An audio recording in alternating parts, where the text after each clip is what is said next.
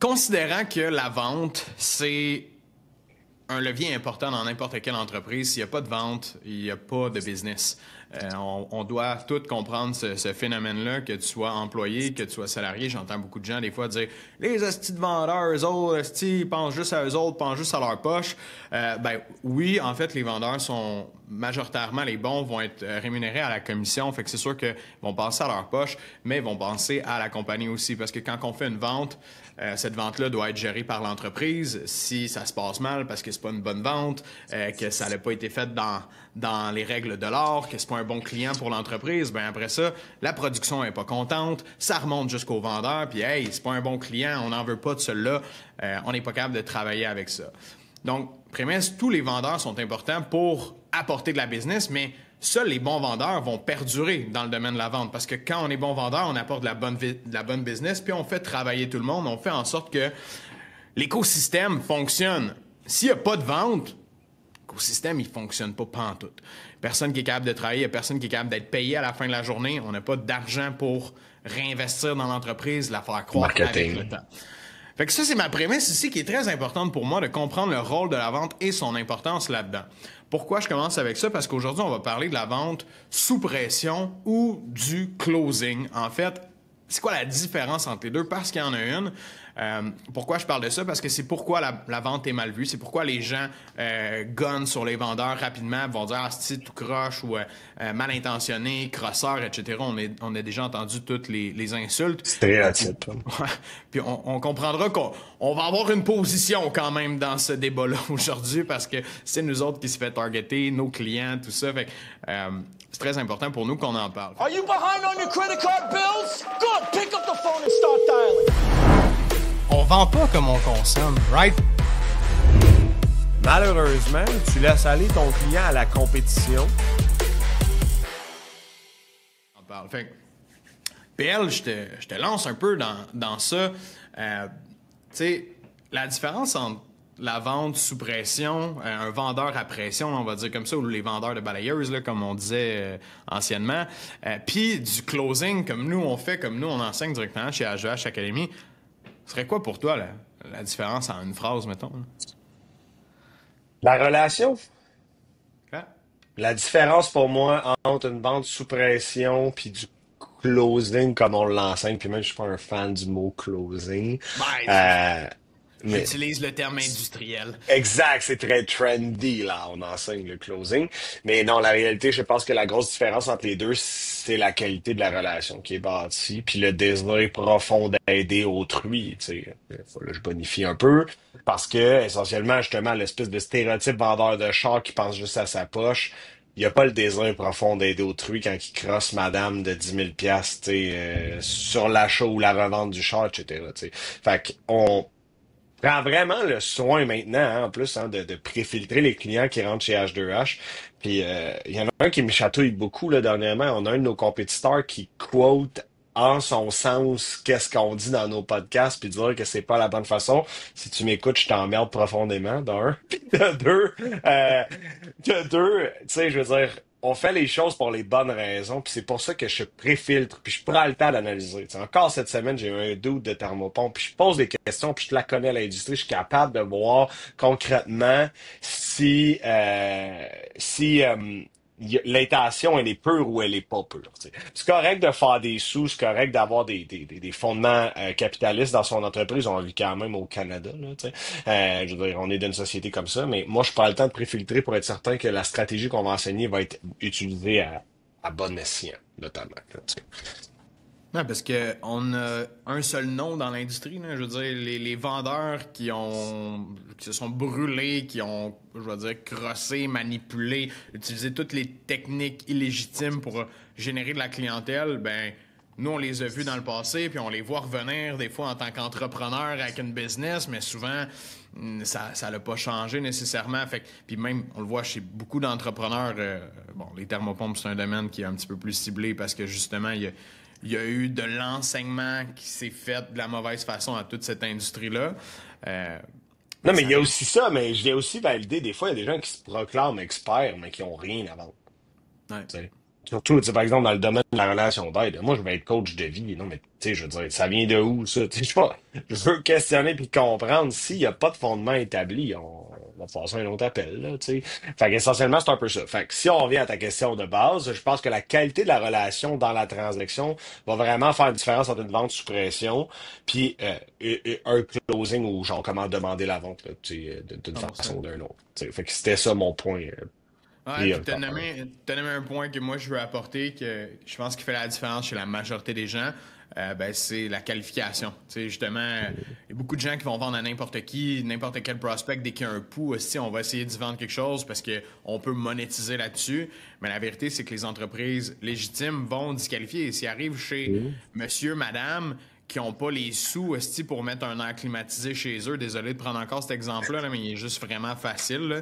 Mais c'est parce qu'on l'a vu à maintes et maintes reprises, puis ça a passé dans les journaux. Là, fait que tout le monde, je pense, va bien comprendre. Mais monsieur, madame, qui n'ont pas les sous pour s'installer un air climatisé, on leur dit ah ben non, il y a une subvention, vous allez regagner tout, ça coûtera pas cher, vous allez voir. Puis au final, esti, ils payent 500$ par mois pendant 20 ans pour un air climatisé. Tu sais. Ouais. Pour moi, c'est là qu'il n'était pas qualifié, le prospect, il n'avait pas les sous ou ton produit était 3 fois trop cher aussi. Là. Il y a un mix des deux. Là. Ouais, exact. Puis la différence aussi que j'aime apporter dans la vente sous pression versus justement un closing plus ajusté, c'est quand tu l'as bien préqualifié, tu n'as pas d'objection de logistique. Alors, quand tu as une objection de logistique qui te fait face, puis tu sors tous les arsenals possibles pour mettre toute la pression possible pour que convaincre la personne puis closer la personne, c'est pas une bonne pratique. T'sais. Si tu as une objection de logistique, it's your fucking problem, back off, puis va apprendre comment ça sera pour pas que ça se reproduise. C'est par exemple, je peux pas dire que je l'ai pas fait dans le passé, mais juste un décideur, quand on était à vente aux consommateurs, on essayait toujours de bypasser ça Ouais. avant.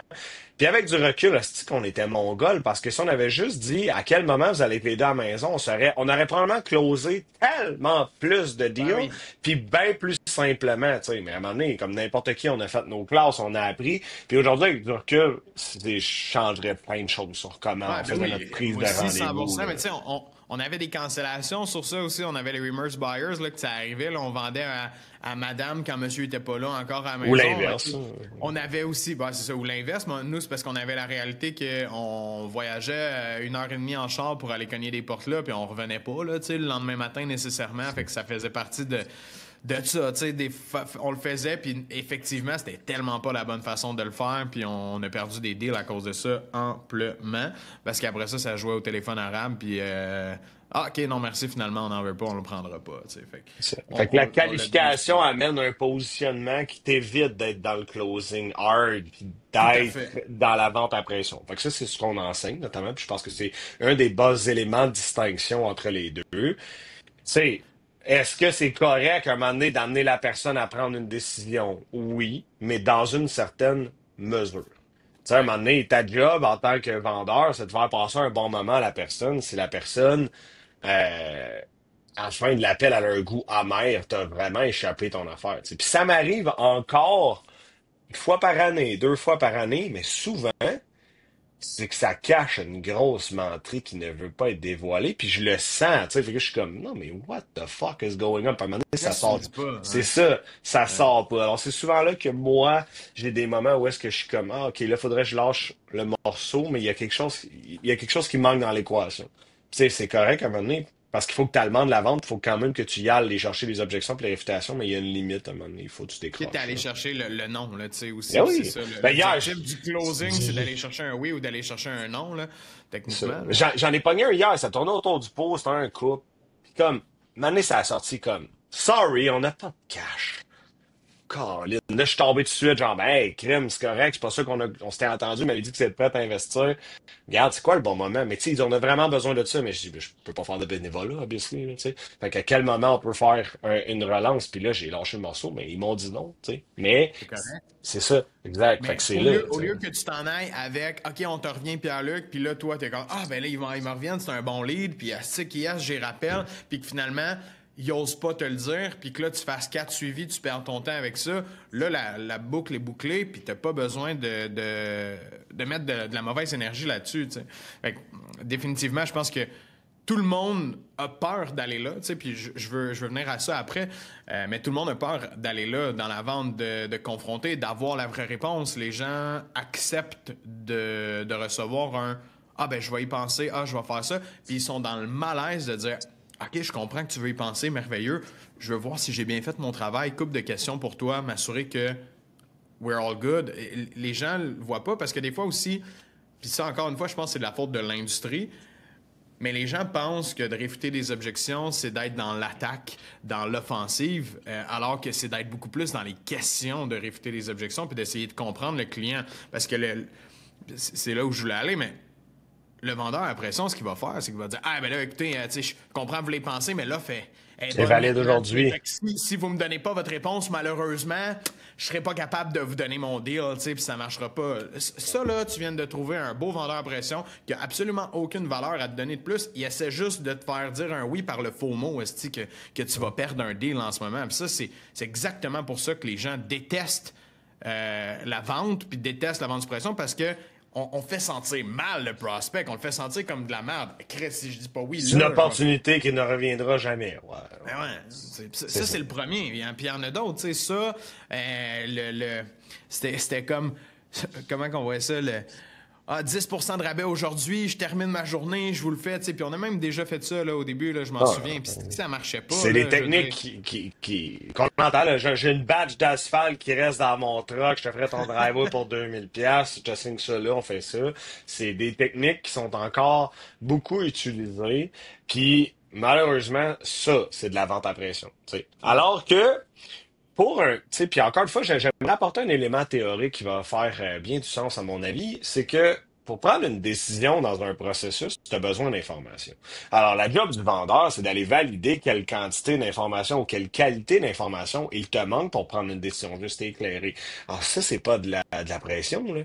Est-ce qu'il y a quelque chose que j'ai dit dans ma présentation qui semble flou, pas clair, pas précis, pas adéquat? Puis c'est ce que je veux valider en ce moment, tu sais, parce que mon objectif, c'est que vous ayez en votre possession tous les éléments pour être capable de prendre une décision exhaustive qui va vous convenir, qui va répondre à votre besoin. Puis si vous croyez que c'est pas moi la bonne ressource pour ça, ben, tu sais, on peut en parler, mais selon mon expertise, je viens répondre à votre problème, tu sais. Puis ça, c'est bien plus une vente intuitive qui va apporter le client à être agréablement surpris dans son processus décisionnel que l'inverse de genre, si tu prends pas une décision aujourd'hui, la semaine prochaine, le prix monte de 2000$. T'sais. La différence ici, c'est de challenger versus forcer. Parce que les gens vont forcer, puis justement vont se fâcher, voire même là, les mauvais vendeurs. Puis on le voit des fois, là, j'écoute des appels, puis je suis comme « Oh my God! » La personne « Ah, vous voulez penser? Ben à quoi vous voulez penser? Pourquoi vous voulez penser? » Client, ben là, normal, là, moi, je veux y penser. Là. Tout de suite, le client, il monte sa garde. Ben oui, là, il se braque. Il va se sentir attaqué immédiatement que tu fais ça. Puis c'est là que tu te fais confondre. Même si tu as l'objectif de vouloir l'aider puis de comprendre à quoi il veut penser, tu l'attaques dans ta réponse directement. Donc, la bonne manière de faire, parce que ton objectif, c'est de l'aider, c'est de dire je comprends ça que tu veux prendre le temps d'y penser, juste pour bien valider. Je veux revenir sur qu'est-ce qu'on s'est dit pour m'assurer que j'ai bien fait ma job, puis que tout est clair, tout est précis pour toi, puis que tu t'en vas avec les bonnes informations au moins. Et là, on rentre dans la loupe on fait valider les points au client avec lui, puis on s'assure. Et ce qui risque fortement d'arriver, si tu as bien fait ton travail, c'est que le client va dire « C'est vrai, si j'ai toute l'information que j'ai besoin. » Tu repasses la commande, puis tu y demandes. Parce que les gens sont pas habitués de prendre la décision. Ils sont pas habitués de donner un oui ou de donner un non. Ils ont l'habitude de tout simplement se reculer. Puis, tu sais, on le voit sur les commentaires là, de mes publicités là, fréquemment. Moi, si tu me demandes telle affaire, c'est sûr que je te réponds pas que je fais ça.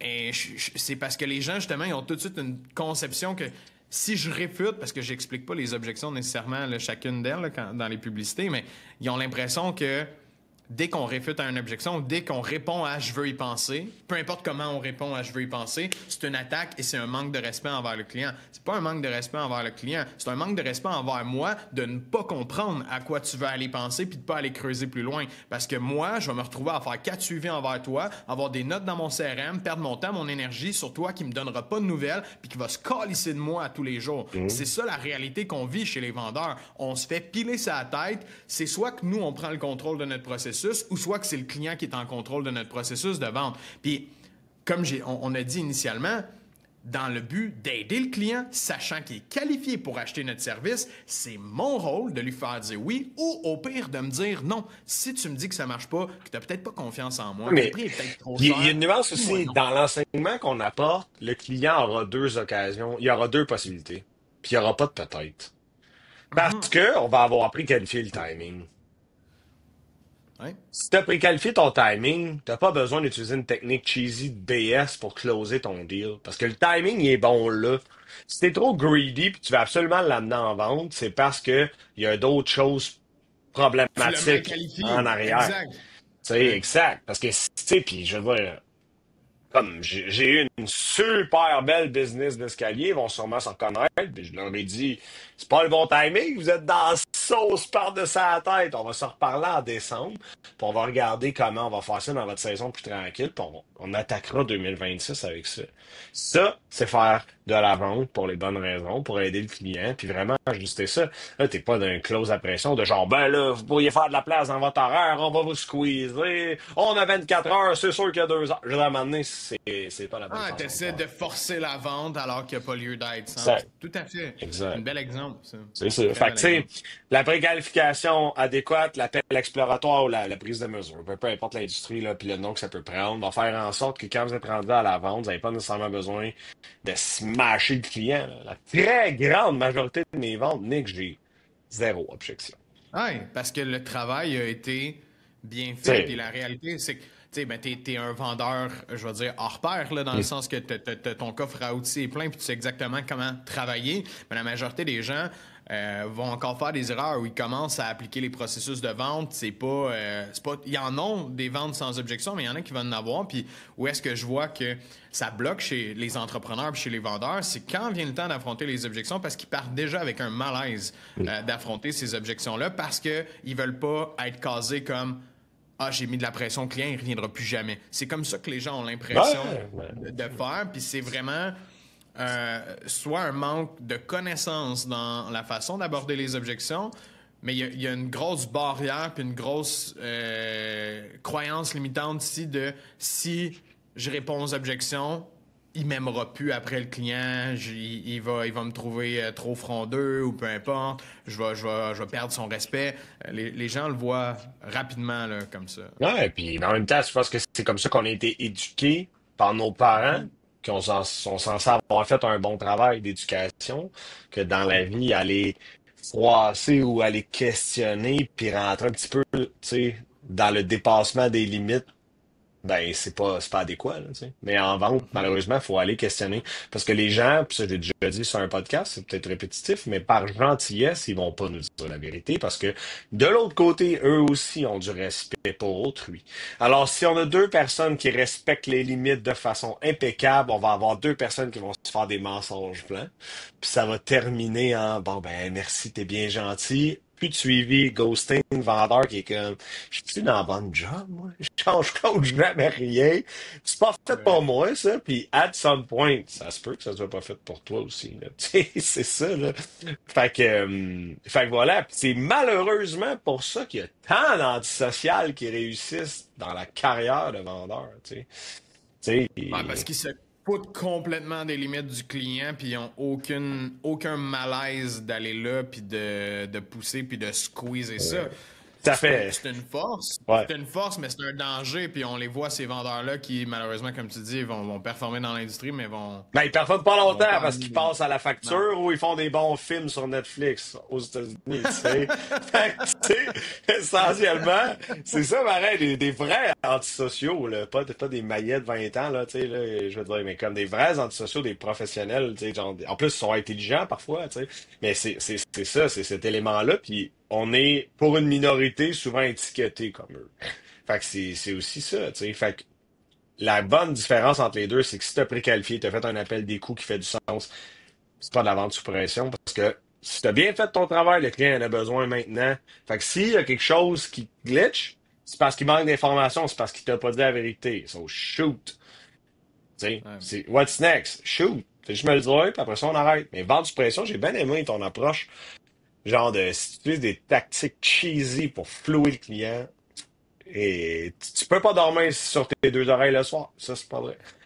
Non, mais le pire, c'est qu'il y en a qui utilisent ça, genre les rabais puis les prix encore parce qu'ils pensent que c'est comme ça que la consommation se fait ou que les gens achètent. Là, il y a des bannières, là, pensons aux meubles, là, genre briques, ouais. là, genre. La Ouais, ils vente utilisent ça. du Nouvel An, la vente du Black Friday. Tu reviens la semaine d'après, il y a une nouvelle vente étiquette rouge, une nouvelle Encore au vente même étiquette Christ de prix, jaune. esti, tu sais. Mais c'est juste que c'est surutilisé, les clients sont rendus aware de ça, tu sais, là. Fait que c'est ça. Fait que bref, moi ce genre de technique-là, pas mon, je mets pas mon stamp là-dessus, Nick. 100%. Fait que je pense que ça wrap up bien l'idée qu'on voulait apporter de ça, puis la clarté dans ça. Puis si t'écoutes ça en ce moment, t'es un vendeur, t'es un entrepreneur, puis t'as de la difficulté à l'apporter, peut-être de la bonne façon, t'as de la difficulté à aller dans les objections des clients ou même que tu reçois beaucoup d'objections, ben pense à ce qu'on a dit. Reviens travailler en arrière, que ce soit sur ta préqualification, sur ton appel exploratoire. Donne-toi le droit de disqualifier les gens à n'importe quelle étape dans ton processus de vente. Si tu essaies de closer tout le monde, c'est sûr que tu vas te retrouver à mettre de la pression à des gens qui n'en ont pas de besoin au final. C'est sûr qu'après ça, tu vas te sentir mal, peut-être même d'avoir fait une vente, puis tu vas le vivre dans ta business, tu vas te dire « Quel mauvais client, si j'aurais pas dû le signer au final. » Puis ça, malheureusement, ce qui arrive, c'est que dans les entreprises qui ont des vendeurs, puis je le vis dans plusieurs équipes de vente que je coach actuellement, des fois, les ventes sont faites et sont mal faites parce que là, ça arrive à la prod, puis le vendeur, il a essayé de squeezer un peu trop fort. Fait que pour revenir, c'est pas comme ça qu'on vend. T'as mis beaucoup trop d'attentes, t'as mis beaucoup trop de promesses qui se livreront pas de cette façon-là avec le client, et là, ça fuck toute la chaîne de l'entreprise au complet. Fait que faut avoir conscience de chacune de ces étapes-là pour être capable d'avoir un bon close qui est éthique, un close qui est gagnant, gagnant. Gagnant pour le client, gagnant pour toi. Mon mot de la fin, Nick, là, ça serait quand tu réalises une vente, t'es pas en train de closer le client que tu as devant toi, tu es en train de travailler les 10 références qu'il va t'apporter. Puis Qu'est-ce que j'aime ça. si tu closes le client puis tu te dis aïe, j'ai juste hâte de sortir de cette maison-là pour qu'il m'oublie, là, genre.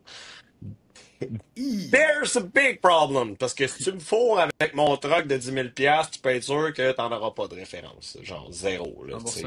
100%. Fait que voilà. On vend pour revendre. Yeah. Mot de la fin, j'adore. Merci, guys. Merci d'avoir été avec nous pendant cet épisode. Si, encore une fois, vous appréciez le contenu, n'hésitez pas à nous suivre. Spotify, Apple Podcasts, YouTube, Instagram. Vous avez des questions, vous avez besoin d'aide, vous voulez juste un petit heads-up, peut-être même une petite analyse de votre processus de vente, où est-ce que vous en êtes. On fait ça gratuitement. N'ayez pas peur de nous écrire directement, soit à moi, soit à Pierre-Luc, ou encore à l'équipe de H2H sur nos différentes pages sur le web. On va vous répondre très rapidement. Donc, merci à tous. Je vous souhaite d'excellentes